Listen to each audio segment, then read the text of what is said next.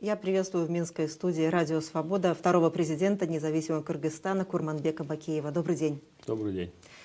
И в первую очередь я хочу поблагодарить вас за то, что согласились прийти, за то, что согласились дать интервью не только белорусской редакции, но и многим службам «Радио Свобода». Коллеги кыргызской службы ждут ваших ответов и очень надеются на них. И также я хочу отметить, что вы редко даете интервью. И практически год у меня ушел на то, чтобы договориться. А почему сейчас согласились? Вы правы. Я вообще, даже когда работал премьер-министром, уж не говоря президентом, старался меньше давать. Не люблю, откровенно говоря. Просто, считаю это не очень. Я человек тот, который больше любит заниматься делом, чем говорить. Есть люди, которые говорят много, делают мало. Я отношусь к другой категории. Кто меньше говорит, но больше делает. Поэтому, наверное. А сейчас, время, наверное, подошло, потому что много событий происходит и в Кыргызстане, и вообще в мире. Мир очень динамичный такой, интересный. Поэтому совсем закрываться, я считаю, неправильно. Поэтому согласился с вами на это интервью. Спасибо большое. Но вы уже в Беларуси 7 лет. Как вы сами говорите, я люблю больше делать дело, чем говорить. Чем занимается господин президент в Беларуси? Вот чем занят ваш день? Сегодня, например, до интервью. У меня каждый день начинается со спорта. Каждый день, кроме субботы и воскресенья. Иногда и в субботу. То есть 5-6 раз в неделю с утра, час 20 у меня спорт. Дети уходят в школу. Куда-то ездите или дома? Нет, дома. Дома. А на каких тренажерах? Беговая дорожка. Есть у меня тренажер, который позвоночник растягивает. Это я еще из Германии попросил, привез. Комплекс упражнений для спины, для поясницы. Чтобы держать себя в хорошей форме и не жаловаться, как говорится, на эти дела.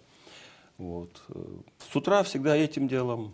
А вообще-то день у меня проходит, понимаете, люди, которые больше своей жизни занимались, активный образ жизни вели, они, видимо, и потом, когда уже пенсионного возраста достигают, они не могут остановиться, это уже у них как привычка.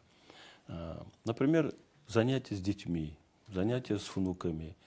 Я уже говорил, спорт, немного работаю, охота, рыбалка. А какая работа у вас?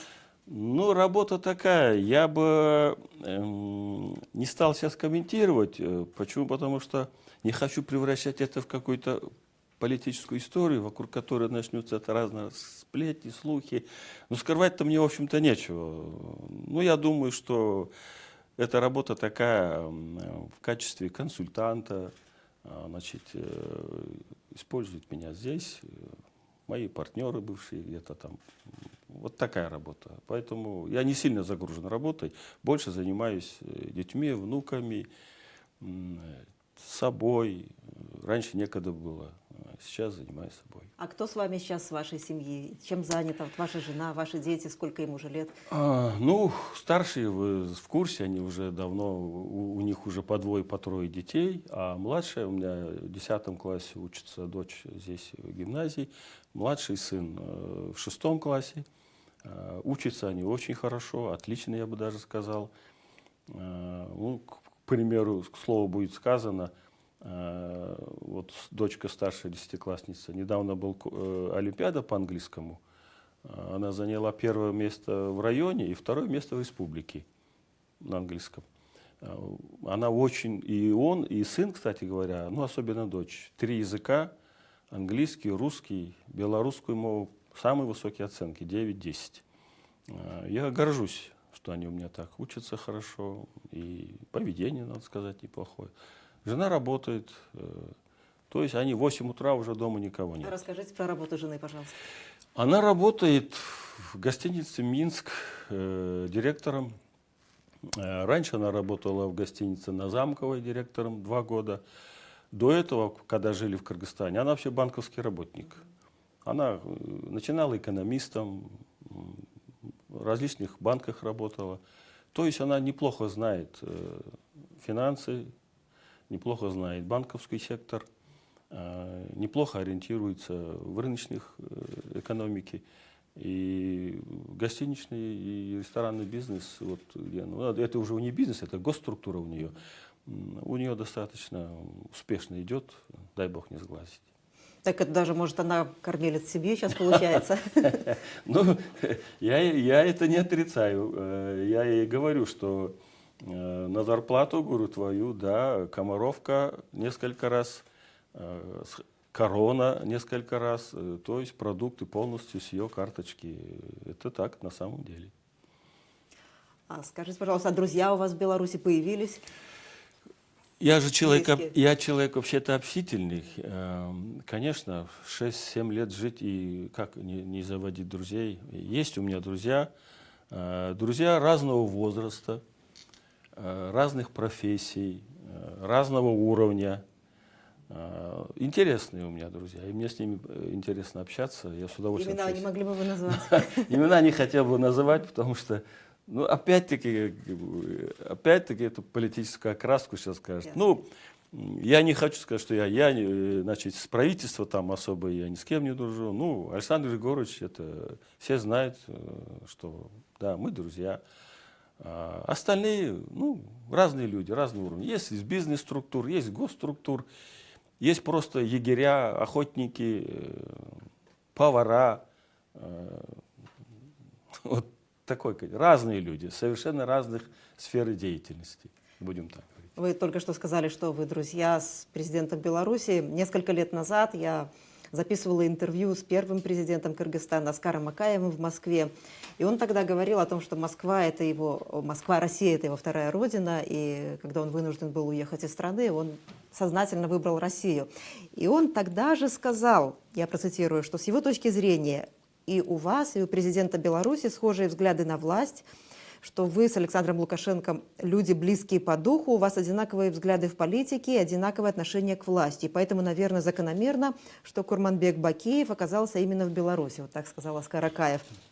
Скажите, почему именно Беларусь вы выбрали, и вы согласились бы с этой оценкой первого президента Кыргызстана? Вы знаете, я думаю, что такая оценка, она не совсем уместна. Если следовать логике Акаева, получается, что он близок к Путину по духу и стилю. Но я, как человек, который хорошо знает Акаева и неплохо знаю Путина, могу сказать, что это далеко не так. Да, мы с Александром Григорьевичем похожи, в чем-то мы не похожи, ну, как все нормальные люди, большинство людей. Но одну фразу я сейчас вспомнил, вот вы мне задали. В Беларуси я бывал еще, когда премьер-министром был, приезжал сюда. А когда стал президентом, при первой нашей встрече Александр Григорьевич буквально следующие слова сказал. Курманбек говорит, я вырос от сахи, а ты вырос от станка. Вот в этом мы похожи. То есть он рос с рядового труженика села, я же рос как с рядового, ну, с рабочего класса начинал. Вот в этом похожи. Ну, естественно, мы же живые люди, мы в чем-то мы не похожи, это нормально, я считаю. Но вот так давать оценку, мне кажется, не совсем правильно. А изменилось ли отношение к Аскару Акаеву у вас после 2010 года? Поддерживаете ли вы какие-нибудь контакты с ним? Нет, контакты мы не поддерживаем. Отношений у меня к нему не было никогда какого-то такого специфического отношения. Он был президентом. Я работал на разных должностях. Я работал руководителем отдаленного горного района. Я работал губернатором двух самых крупных областей в Кыргызстане, на юге и на севере. Работал премьер-министром.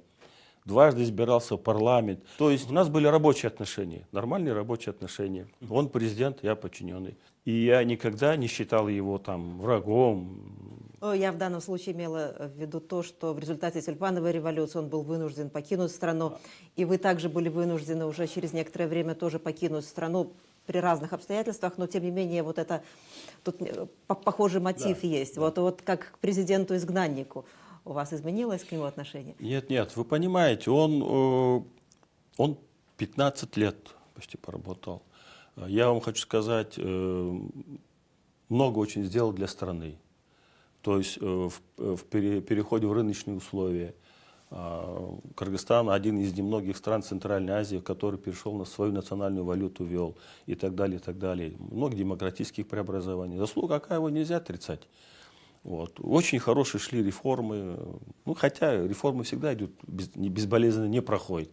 Я бы сказал, особенно неудачно прошла реформа в аграрном секторе, в отличие от Беларуси. Там разбомбили все колхозы, совхозы, что в 95-х, 96-х годах люди были на грани голода. Вот это была, конечно, большая ошибка. А так, в целом, до 97-98 года, я считаю, что эффективно работало. Ну, жизнь есть жизнь, без ошибок, от ошибок никто не застрахован. Были всякие ошибки, о которых не хотел бы говорить. Вот. А отношение у меня к нему, я же говорю, не изменилось. Я как относился к нему уважительно, так и отношусь. Вот я читала интервью Розы Тунбаевой уже после вашего отъезда с Кыргызстана. Она говорила о том, что решение о том, что вы выедете из страны, что вы приедете в Беларусь, правдоподобно принималось руководством Казахстана, России и Америки. И дальше уже обратились к президенту Беларуси с просьбой предоставить вам политическое убежище. Так ли это? Вы знаете, мне кажется, она права в том плане, что когда у нас случился госпереворот, вооруженный государственный переворот в 2010 году, в апреле в Кыргызстане, да, я слышал, ну я сам от Обамы не слышал, но я слышал о том, что он якобы попросил и президента Казахстана, президента России в то время, Медведев был, чтобы, ну, подумали о моей безопасности, о безопасности членов моей семьи. Вроде бы такой разговор был. Вот. Но почему я покинул Беларусь, Кыргызстан, я в книге как раз об этом, там тоже есть, по-моему. После захвата Белого дома я 9 дней находился на юге. И в один из дней мне звонил Путин и сказал, что, Курмекс Алиевич, было бы целесообразно, что вам надо покинуть страну. Потому что если начнется региональный конфликт, то все повесит на вас, ну, со всеми вытекающими последствиями. А, видимо, дело к этому шло. Там начали собираться определенные группы людей на юге. Ну, недовольных было много. Вот. А после этого был звонок Александра Григорьевича.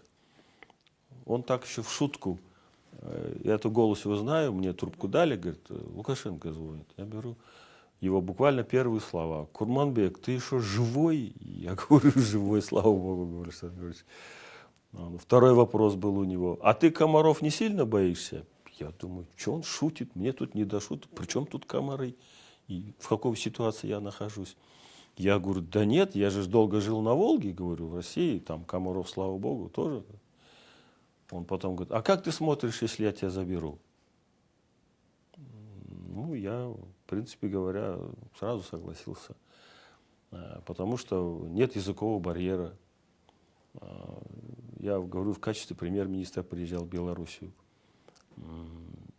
Ну, я слышал о Беларуси много, что это промышленно развитая страна. Кстати говоря, когда я еще работал в Куйбышеве на заводе ЗИМ, на вычислительном центре, я как раз работал на ЭВМ Минск-22, Минск-32, продукции Беларусь. Я поэтому сразу согласился, принял это предложение и переехал. Как отблагодарили президента Беларуси? Как я мог его благодарить? Прежде всего, я благодарен, что ситуация не усугубилась. Если бы я не уехал, то, наверное, ситуация усугубилась бы в Кыргызстане. Это первое. Второе, семья моя была благодарна, все. Что особенно дети. Ведь когда вооруженный захват власти произошел в Бишкеке, эти, кто с оружием были, они же кричали, искали, говорят, у него есть, говорит, жена тут, и дочка, и сын есть, надо их найти. Но кто так мог? Только бандиты такое могли позволить себе, которые себя считали революционерами. Вот, поэтому, что семью сохранил всех, я ему за это благодарен, и все члены моей семьи благодарны. Иногда видимся, редко, правда, но видимся, и больше мы разговариваем именно. У нас разговоры на семейные, житейские темы, о политике практически не говорим. Потому что я знаю, как он устает, и редкие встречи, которые у меня с ним бывают, еще я его буду политикой забивать. И Я сам не хочу разговаривать на эту тему, и он не говорит. Ну, белорусское государство какую сейчас поддержку, помощь вам оказывает? Или вы полностью как бы сами... Нет, зачем? Мы живем, за все услуги платим, как положено. Нам выделен участок земли 15 соток в черте города. А где, в каком районе? Недалеко от Минской-арены. Вот. Мы не, уже... В Дроздах там в этом поселке, да? Нет, сюда. Дрозды вправо, это в левую сторону, недалеко от Минской-арены. Вот. Там уже 5 лет строим дом, но я надеюсь... еще не живете? Нет, в этом году, вот, наверное, весной, я думаю, закончим, переедем. А где живете сейчас? А сейчас в Дроздах живем в резиденции, платим все услуги, как положено, за жилье, за воду, за свет, за коммунальные услуги все. Мы на шее у государства Беларуси не сидим. И за тунеядство тоже не платит, супруга работает. Ну вот в СМИ появлялась информация, что вы вкладывали деньги в какие-то проекты сельскохозяйственные в Беларуси. Насколько эта информация соответствует действительности? Вы знаете, как говорится, слухи тоже не рождаются просто так. На сегодняшний день я никуда, ни в какую компанию деньги не вкладывал. Как только эта информация просочилась, кыргызстанцы уже проверяли там, прокуратура или кто, я не знаю, хотя какое им дело, что, где, чем я занимаюсь. Вы же уже и гражданин Беларуси? Давно, да. Но они проверили, убедились, что меня там нет. То есть они уже проверяли. До сегодняшний день действительно я ни в какую компанию никакие средства не вкладывал и пока не собираюсь. Возможно, в будущем посмотрим, время покажет, а пока нет. Господин президент, как вы считаете, какая основная разница между 3 президентами, которые сейчас вынуждены находиться в политической эмиграции, в изгнании, можно сказать, вами, Оскаром Акаевым и Виктором Януковичем? Я не хотел бы ничего говорить про Януковича Виктора. Дело в том, что мы с ним не встречались, не общались, я его не знаю. И не зная человека, говорить о нем, это было бы, наверное, не совсем справедливо. А что касается Акаева и меня, он прежде всего ученый, потом политик, пришел в политику. Я же наоборот, я производственник, а потом пришел в политику. Я не думал, что политикой буду заниматься. Вот принципиальная, наверное, разница в этом. А так, скорее всего, больше общего. Давайте вы начали говорить про 2010 год, про то, что произошло. Вот если вернуться и вспомнить те события, что можно было бы сделать, даже давайте еще не с 2010, а с 2005 года начнем, когда вы стали президентом. История, вы в своей книге пишете, не имеет сослагательного наклонения, но вот сейчас вернувшись, что можно было сделать по-другому? В 2005-м? В начале 2005-м, потом в 2010-м. Вы понимаете, в 2005-м после ее так и назвали же, приняли потом закон, что признали ее революцией 24 марта 2005 года. Наверное, я и вся моя команда, мы целиком налегли на экономику. То есть надо было страну в правовое поле, не выходить из правового поля. И все занялись экономикой, производством и туда удались.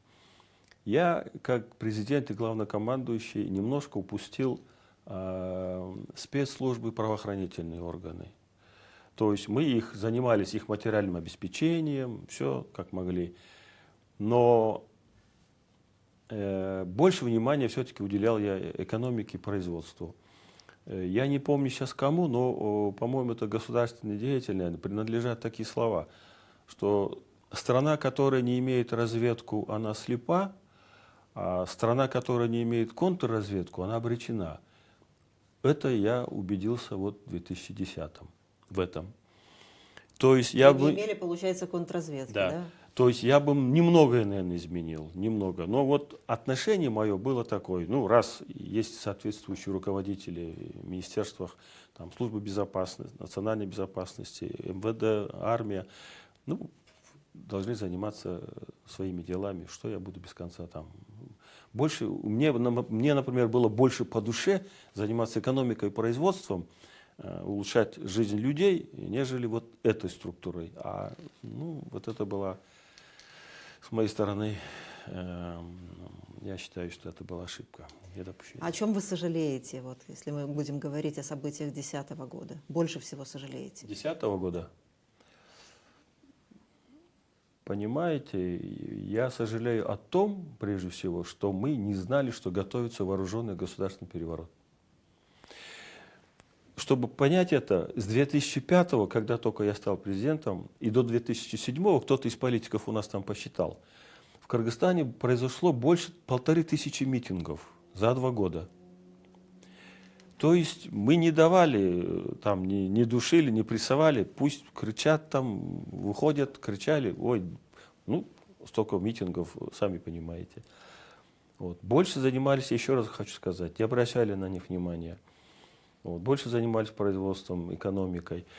А вот эту структуру, именно спецслужбы, я не уделял достаточного внимания, а надо было. То есть в 2010 году ее нельзя назвать революцией. Объясняю почему. В 2005 революция, а в 2010 нет. В 2005 году все регионы Кыргызстана поднялись. То есть все области поднялись. Почему? Народ был недоволен фальсификацией парламентских выборов. Поэтому все области поднялись. А в 2010 году около 2000 хорошо вооруженных людей около Белого дома стреляли с автоматов, с пулеметов, с гранатометов, даже БТР откуда-то пригнали из крупнокалиберного пулемета с БТР стреляли по Белому дому. Вот это в 2010 году было. Это не назовешь революцией. Хотя все говорят 7 апреля, но события-то начали 6 апреля, когда в Таласе захватили губернатора в заложники. Я 7 апреля с ним разговариваю утром, с губернатором Таласской области. Он говорит, меня взяли в заложники. Я говорю, что тебя избивает и что-то? Нет. Ну, агрессивно очень настроенные люди. Потом они пошли в этом же Таласе, захватили здание УВД, издевались над сотрудниками милиции, министра внутренних дел чуть до смерти не избили. Это было 6 апреля. Захватили оружие, а потом 7 уже пришли к Белому дому. И, кстати говоря, 7 апреля первые жертвы были среди сотрудников милиции. Когда, вот я как раз спрашивала, о чем вы сожалели. Да, вот много людей, людей конечно, погибло, сожалеете? Да, вот об этом я сожалею. Потому что ведь именно они это дело допустили. Когда кинули гранату в курсантов, безоружных курсантов, которые вышли охранять общественный порядок. Кинули в них гранату. Первые погибшие были среди сотрудников милиции. То есть я сожалею о том, что пролилась кровь. Вот. А хотя они все это дело повесили на меня, вот я, пользуясь случаем, хочу передать вам вот эту книжку «7 апреля и кровавые июньские события 2010 года» глазами журналиста. Вот ваш коллега писал, я когда ее прочитал, откровенно говоря, многие вещи для меня было новостью. Ведь и потом, ведь всех этих погибших повесили на мою шею, что вот я их расстрелял, я дал команду там, и все, кто там были. Но нападали-то они в Белый дом с оружием в руках. Вы, как президент, получается, не имели власти, чтобы... А что я мог сделать? Предотвратить это, каким-то образом остановить? А как? Выйти к ним, если они уже по моим стеклам стреляли из оружия? Если бы я вышел, меня бы там на месте расстреляли. И потом, когда погибших людей делали экспертизу, делали экспертизу оружия, кто охранял Белый дом, там сотрудники МВД, службы национальной безопасности и так далее. Ведь экспертиза не подтвердила, ни из одного стрелкового оружия, кто охранял Белый дом, вот эти погибшие не были убиты. Они были убиты или с дробовика, или с мелкокалиберной винтовки, или колотые раны всякие. То есть этим оружием не оснащаются правоохранители. То есть много было мародерства. Люди грабили маркеты, супермаркеты, магазины. Там охрана их убивала, все эти трупы привозили к Белому дому и складывали, а потом все повесили на Бакиева и его команду. Вот об этом я сожалею, что я не смог это предотвратить. И не мог практически. А они-то по событиям 7 апреля привлекают к ответственности людей. За что? Эти сотрудники службы безопасности президента, правоохранительных, они выполняли свой долг. Они обязаны были охранять не только президента, там был и премьер-министр, там были сотрудники администрации президента, сотрудники аппарата правительства. Их тоже надо было защищать. Вот на вас в Кыргызстане заведено, на вашего брата, на членов вашей семьи заведено много уголовных дел, прошло много судов, есть заочные приговоры. А вот недавно прошел последний суд, и вас, вашего брата Жаныша, группа чиновников вашего правительства обвинили в незаконной продаже 262 гектаров земли в пригороде Бишкека. И по этому делу вы с братом приговорены к 18 годам лишения свободы в Кыргызстане. Мои коллеги с кыргызской службы очень хотели бы услышать ваш ответ. Знали ли вы об этой сделке по продаже сельскохозяйственных угодий в личную собственность для постройки домов на них? Вы знаете, вот было бы правильно, если вы меня спросили, а знали ли вообще об этом судебном процессе? Знали? А вы откуда узнали? Вот что был такой суд? Вы откуда узнали? Это в данном случае коллеги с СМИ? кыргызской службы. СМИ. СМИ. Я тоже. Но иногда в СМИ бывают не совсем правильные вещи бывают, пишут. Я узнал об этом именно через СМИ. Вы понимаете? Обычно как? Любой гражданин, как он узнает, что у правоохранительных органов к нему есть какие-то вопросы? Ему пишут повестку, наверное, да? Просим вас прийти в такой-то райотдел милиции или в прокуратуру. Приходит, ему говорят: дорогой товарищ, к вам вот такие-то претензии. Вы нарушили то, то, то, то. В данном случае мне никто никаких... А вам вот за все эти годы повестки приходили Ни одной. на ваш белорусский адрес? Ни одной. Не то что повестки, даже никто со мной не пытался связаться. Никто не пытался со мной связаться ни по одному уголовному делу. Я о них узнал только тогда, когда уже в Лондоне процесс пошел. Судебный процесс в Лондоне пошел в качестве свидетеля, и меня привлекли. Только тогда я узнал, что на меня столько куча дел. Потому что я думал, ну, мало ли что они там заводят. За это время ни один раз никто из кыргызской власти не попытался со мной связаться и предъявить мне конкретное обвинение по тому или по тому случаю. Ни по ни одному случаю. А когда суд в Лондоне был, меня нашли.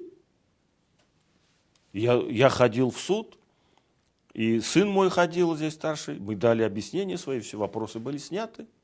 И, кстати говоря, не один уже, а несколько судов. В какой суд вы ходили? Здесь, в лондонский суд. Ну, мы по видеосвязи. По видеосвязи. Я отвечал на все вопросы около 4 часов. Так если будет официальное приглашение с кыргызского суда, вы тоже по видеосвязи? Я буду только рад. Я был бы только рад. Но они не то, что не пытаются, они даже... Но они пытались, к нашей генеральной прокуратуре было обращение о вашей экстрадиции. Вот таким образом пытаются действовать кыргызские власти, насколько я понимаю. Ну и что? Белорусские власти сказали нет, а и совершенно справедливо, я считаю. Почему нет? Потому что сегодня в Кыргызстане нету справедливого суда. Ответ очень простой. А был справедливый суд? Ну, я могу сказать, что когда-то в каких-то фактах, наверное, был и справедливый суд. Это еще и человеческий фактор есть. Иногда бывает на первой инстанции неправильное решение принимают, иногда судьи бывает ошибаются, неправильное решение принимают, осуждают. Это и в Европе, и в Америке таких примеров немало. Когда осуждали на 10-15 лет, потом говорили: извини, оказывается, тебя неправильно судили. Где их не бывает? Бывает. Но в данном случае ни по одному уголовному делу, ни по одному судебному процессу со мной никто не связывался с Кыргызстаном и даже не пытался хотя бы услышать мой ответ. И вы бы согласились, если бы... Почему нет? Я же не скрываюсь от них. А какая ваша позиция вот в отношении всех этих судов, которые проходят? Ну, поскольку белорусские власти вас не выдают, вы просто игнорируете, или вы хотели бы, вот как в случае суда с Лондоном, все-таки каким-то образом свою позицию в суде, в каком-либо другом суде доказать? Я не могу игнорировать, я их не игнорирую. Вот пример, суд в Лондоне когда был, когда меня привлекли в качестве свидетеля, старшего сына моего, по иску господина Шона Дейли. Якобы мы на него покушение готовили.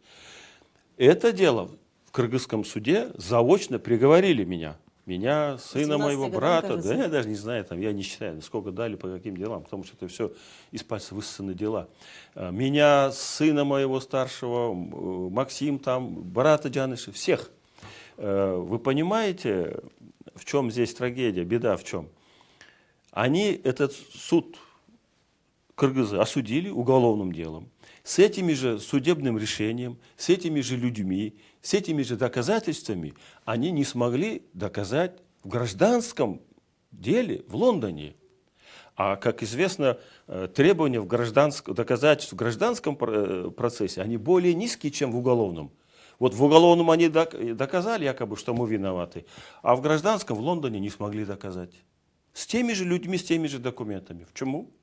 Это один случай, когда провалился их решение. Второй случай, когда против сына, который в Лондоне находится, еще одно дело, якобы он разворовал деньги социального фонда, деньги развития, фонда развития разворовал. Эти деньги якобы правительство Кыргызстана предъявило иск к нему.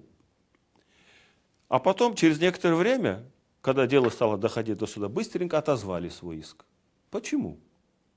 Почему, если кыргызское правительство сегодня уверено, что он разворовал их деньги, или я в чем-то, почему они там тогда не хотят судиться? Высокий суд Лондона вынес свое решение. И по второму делу. То есть там их решение разваливается, а они новые какие-то дела открывают и клепают. Как говорится, меня женили без меня. Осуждают, я даже не обращаю внимания на их решения, их судов. Что касается вашей собственности, которая осталась в Кыргызстане, что с ней теперь? Вот есть информация тех же средств массовой информации, что она была национализирована, а сейчас просто ее забрали высокие чиновники себе, в том числе и окружение нынешнего президента. Какая национализация? Что с вашей собственностью? Да. Как вы, насколько она велика была? Во-первых, я еще, будучи премьер-министром, обязан был декларировать свою собственность. И будучи президентом, я ежегодно декларировал свою собственность. Это можно поднять и посмотреть. И какие это вот были, какая была ваша собственность, какие-то я были вам цифры? скажу, цифры я сейчас не помню, но я вам скажу, что не какие-то заоблачные. Да, я писал, у меня есть, например, скот на такое-то количество суммы денег, у меня есть там автомобиль, у меня есть там дом и так далее, и так далее. То есть это все декларации есть, они могут их поднять. Это я сейчас на память. Вашей семьи, ваших близких. Теперь, что касается собственности моей семьи и моих близких. Мои дети жили в одном дворе, 2 небольших домика. Именно 2 небольших домика. Не такие хоромы, как там по 2-3 этажа вверх и 1 этаж вниз. Домики такие. На первом этаже зал, кухня, отдельная комната. И на втором этаже 2 спальни. Под мансардой, не этаж, а под крышей. Вот таких 2 домика было у моих. Теперь, что касается собственности моих близких, детей, вы понимаете, они взрослые люди, у них свои семьи, живут отдельно. Я могу знать, что вот у него есть машина, там дом, еще что-то есть. Но я же не могу знать, что он еще где-то что-то приобрел. Они самостоятельные люди. Мой самый младший брат, сегодня ему 52 года или 53 года. Они, Где он находится? Они живут в Казахстане. И ведь невозможно же уследить, что твои родственники, кто где что купил. И зачем это делать? Так а что сейчас происходит вот с этой собственностью в Кыргызстане? Они же, видите, что сделали. Это не национализация, это рейдерство. Что такое национализация? Когда государство отнимает у кого-то, вернее, забирает у кого-то его собственность, компенсирует ему эту стоимость и говорит, это теперь государственное. Вот это я понимаю национализацией. А то, что они сделали, разбомбили эти 2 домика, 2 небольших дома. 2 домика было. Не, я говорю то, что вот на виду, то, что на виду было. Вот. А я же говорю, а вы имеете в виду какие-то капиталы, что ли? Нету. У меня этих капиталов нет. Другое дело, да, все говорят, вот у него сын, Максим, вокруг него все, что он занимался бизнесом. Да, он был бизнесменом. Но я вам хочу сказать, что какими активами он владел, я даже как отец не знаю. Поэтому, наверное, он не зря поехал в Лондон. И как юрист, если он что-то незаконно присвоил, незаконно где-то обогатился, кыргызский суд может обратиться туда и сказать, у вас живет такой-то, такой-то, вот он незаконно обогатился, вывез такие-то капиталы, как они говорили, миллиарды, миллионы долларов вывезли из страны, и вот теперь они живут там, припеваючи. Почему они не обращаются? Высокий суд Лондона не докажет свою правоту. Ведь я же в книге об этом писал, и, кстати говоря, здесь, когда было, по-моему, 2 года назад, когда книгу презентовал, я там до этого в апреле, по-моему, 2010 или в мае, я давал пресс-конференцию здесь и говорил, на 7 апреля, на каких банках сколько было валюты и в национальной валюте, и в долларах, какие деньги были. Все деньги были в Кыргызстане. Все деньги были в Кыргызстане, и российский кредит, и все. Другое дело, после 7 апреля, куда они исчезли, это надо у них спросить. А вот если вот вы говорите дома, что сейчас с этими домами вашими происходит? Там живут какие-то то ли инвалиды, то ли бомжи, я не знаю. Потому что вот была история с Оскаром Акаевым, его библиотеку в свое время тоже. Да, там его библиотеку... Тоже бомжи вроде бы в ней Нет, жили. ну сначала было, бомжи какие-то там жили, потом местные органы власти, мэрия в частности, ее забрали и сделали там под офис, что-то строили там и так далее, и так далее. Вот такие вещи. А ведь то, что в 2010 году, когда захватили все эти дела, они же дошли до чего? Извините, они в домах одежду забрали, ну даже белье. Ну, майки, рубашки, ну, носите, мне не жалко, пускай что носят. с того, что очень вам дорого там осталось? Альбомы. Они даже фотоальбомы не вернули нам. Мы выходили к ним, слушайте, на управ делами, ну, верните, ну, ладно, одежду вы растащили, там, все, что было дома, растащили. Ну, хоть альбомы верните. Зачем вам эти альбомы семейные? Не вернули. Видите ли, опасность представляет это для нас, или для них, если мы их заберем. Даже фотоальбомы, семейные альбомы не вернули. Осенью в ноябре в Кыргызстане пройдут президентские выборы. Несколько дней назад президент Кыргызстана заявил о том, что больше революции в Кыргызстане не будет. А кого бы вы хотели видеть президентом Кыргызстана теперь? И вот я хотела бы также вас попросить прокомментировать это очень громкое задержание Омурбека Текебаева, которое сейчас произошло, а также вот в некоторых СМИ писали, что, возможно, вы с ним встречались на Кипре. Ну, так я бы понимаю, что вы из Беларуси не выезжали или могли выезжать? В прошлом году я не выезжал. И в этом году пока не выезжал за пределы Беларуси, это во-первых. И с Текебаевым у нас никакой встречи не было. Это абсолютно, ну, это можно проверить. Любое мое перемещение, власти Беларуси знают об этом. А какого президента? Ну, наверное, я бы хотел видеть, как и все нормальные граждане Кыргызстана, президента, который был бы максимально полезен для своей страны и полезен для своего народа. Работать для своего народа. Вот такого президента. Что касается Текебаева, вы понимаете, я не знаю. Мне кажется, это тут, как говорится, у русских говорят, есть такая фраза, дело ясное, что дело темное. Мне кажется, это дело темное какое-то. Есть там политика? Конечно. Ну, 7 лет прошло почти, или 6 лет прошло. Чего он молчал?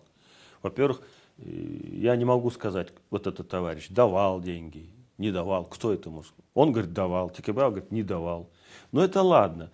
Но сам факт задержания его обвиняют по статье мошенничества. А задерживают его как рецидивиста, как опасного преступника. Ночью в аэропорту. Он же никуда не бежал. Он приезжал, возвращался в страну. Ну, слушай, депутат тем более, лидер фракции. Ну, вызовите его повесткой в прокуратуру и допросите его. Нет, надо было задержать. Ну, это ж какие-то политические шоу делают, я не знаю. А в том, что кто-то брал, кто-то давал, это только... Ну, сейчас президентские выборы. У вас есть симпатии к какому-то из кандидатов, кого бы хотели? Вот более персональный, может быть, ответ вы могли бы дать? Если я вам назову какую-то фамилию, все, скажут, вот Бакиев поддерживает вот этого, ура! И пошло-поехало, могу причинить вред вместо пользы. Не хотел бы я озвучивать. Там есть достойные люди, есть. Как в любой нормальной стране всегда есть достойные люди, достойные кандидаты есть. Но там, видите ли, система вот эта, там очень много группировок, насколько я знаю. Я же там не живу, но так из СМИ, из интернета, насколько я знаю. Очень много различных группировок, очень много различных течений. И потом там, ну, каждый видит себя президентом. Особенно после смены 2010 года. Если до этого как-то эта должность считалась, ну, более-менее такой. Акаев 15 лет работал. Я пришел, 5 лет работал, пришел не случайно, не с неба свалился, а начиная от рабочего и все ступени прошел до президентства, то после нас, ну, посмотрите, правительство меняется за 6 лет, 8 раз, по-моему, или 9 раз сменилось правительство Кыргызстана. Как перчатки меняют премьер-министров. О чем это говорит? Нет стабильности во власти. Как можно ждать экономического какого-то роста, развития, если я так слышал, что среди премьер-министров СНГ так шутки ходят. Не успеем познакомиться на одном каком-то форуме с одним премьер-министром, на другом уже другой приходит. Но если за 6 лет 8 раз поменяли, то что говорить? Иногда бывает, что и по 20 лет вот ничего не меняется. А в Кыргызстане, в регионе, это единственная страна, где меняются... А что хорошего? Я ничего хорошего не вижу. Господин президент, вот вы говорили, что сожалеете о том, что не было фактически контрразведки у вас нормально. Я хотела вас спросить про военные базы на территории Кыргызстана и вообще про военные базы. Вот какие преимущества и какие опасности несут российские авиабазы, как вы считаете, на территории Кыргызстана? Но Беларусь тоже имеет российские базы. На территории Кыргызстана и во времена Акаева и при мне было 2 базы. База американцев, Да. Манас. Сожалеете ли вы о том, да. что сейчас ее там нет? И база российская. Вы понимаете о том, что американская база закрыта, здесь она нужна была не Америке, она нужна была больше Кыргызстану. Объясню почему.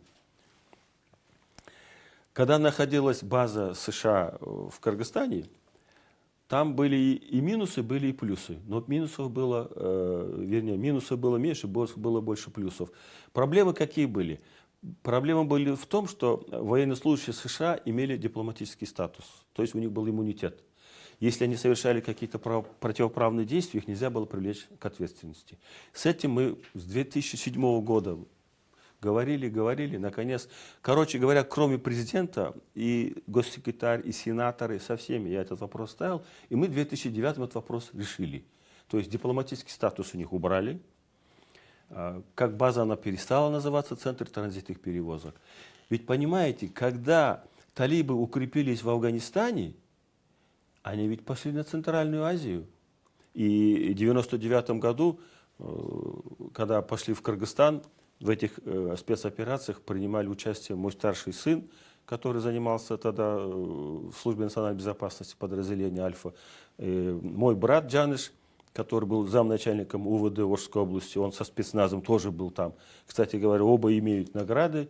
Джаныш Бакиев был награжден почетной грамотой президента Акаева. Марат получил медаль со своей службы за то, что они принимали участие в боевых действиях там. Кыргызстан больше потерял, чем приобрел от того, что база ушла. Ведь когда американцы начали действовать в Афганистане и поставили базу, вылазки талибов прекратились в Центральную Азию, они больше туда не идут. А что касается российской базы, ну, Россия, Кыргызстан, члены ОДКБ, члены ШОС. И тут российская база выполняет свои функции в рамках вот этих обязательств. А были ли вы удобным президентом для России? Я был неудобный не только для России, я был немножко неудобный и, может быть, где-то соседям. Почему? Но мы всегда ладили. Мы всегда ладили. Потому что я не любил заискивать. Я не подобострастный человек. Мне еще моя покойная мама говорила давно, когда я из Куйбышева переехал. Я же долго в России жил. 11 лет Россия, 2 года Украина, 13 лет. То есть я уехал юношей, вернулся уже мужчиной. Она мне говорила: сынок, ты не будешь никогда большим начальником, потому что ты не умеешь прогибаться. Это мамины слова. Я думал, почему я должен прогибаться, чтобы большим начальником? Я открыто говорил, пусть земля будет пухом, с Исламом Абдуганичем Каримовым. Он это ценил. У нас с ним были прекрасные отношения.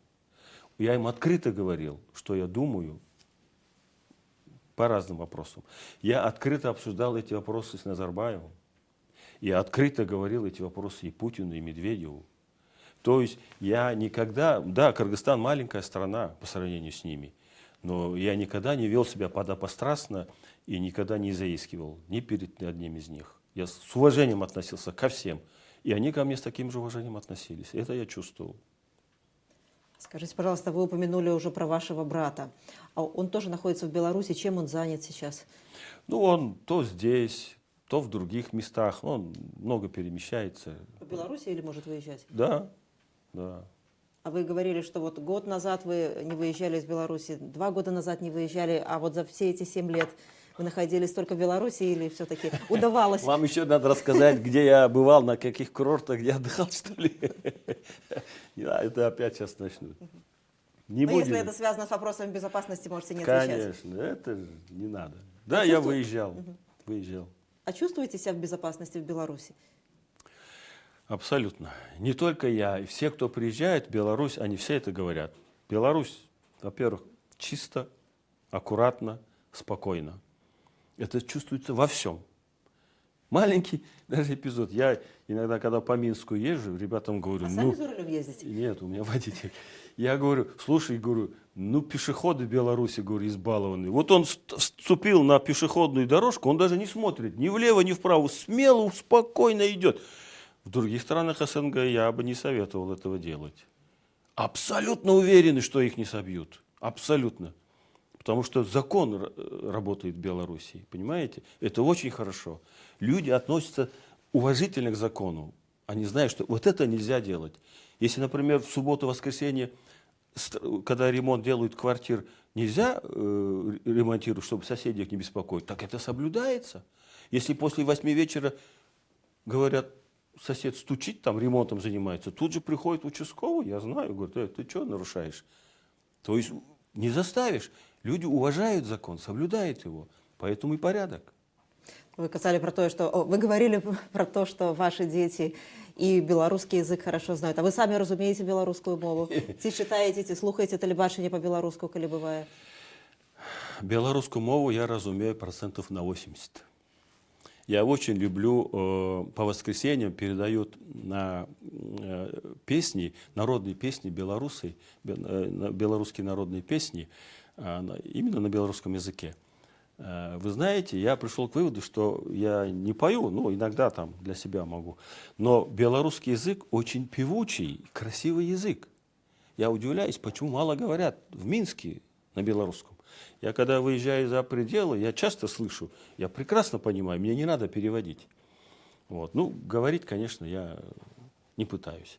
А понимаю все и люблю слушать новости. А дети, может, говорят? Дети у меня 9-10 на белорусском языке, 9, 10. Моя дочь, вот о которой я говорил, что по английскому 2 место в Беларуси заняла на Олимпиаде. Так, 4, после 4 в 5 старший, когда заходит, год учила белорусский язык, белорусский год, диктант написала на 10. Так родители ее, с кем она училась, не поверили, говорят, как это так, вот кыргызский год учит, у нее 10, дайте нам ее работу, покажите. Посмотрели и успокоились.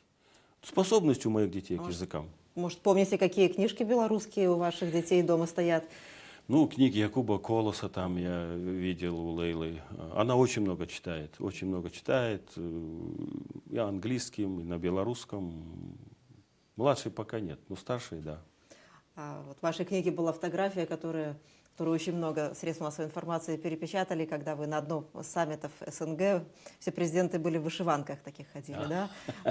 У вас, может, вышиванка есть? Есть. Белорусская? Да, есть.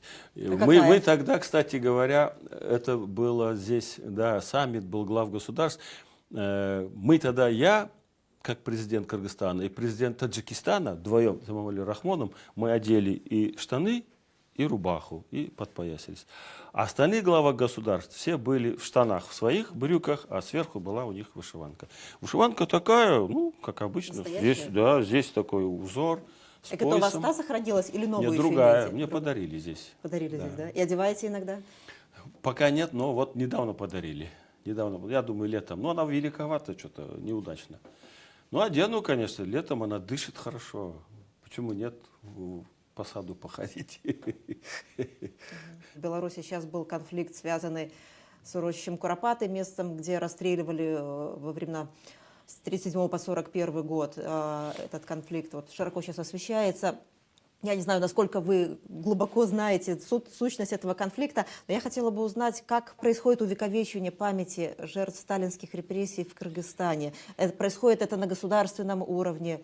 Вот, или это вот такой вот, как в Беларуси, это больше народный мемориал, куда просто приходят В люди? Кыргызстане есть место, это называется Атабеит, где как раз захоронено, было произведено перезахоронение всех, значит, тех, кто был репрессирован в те годы. Вот. Это было на уровне государства. И вы там были? Да, я сам там был. И, кстати говоря, когда мы хоронили Чингис Торекуловича Айтматова, он был похоронен именно тоже там. Там его отец был похоронен, он похоронен. Я как президент принимал участие в его похоронах. Это великий писатель, великий человек. Не только Кыргызстана, я считаю, всего Советского Союза он прославил своими произведениями. Вот.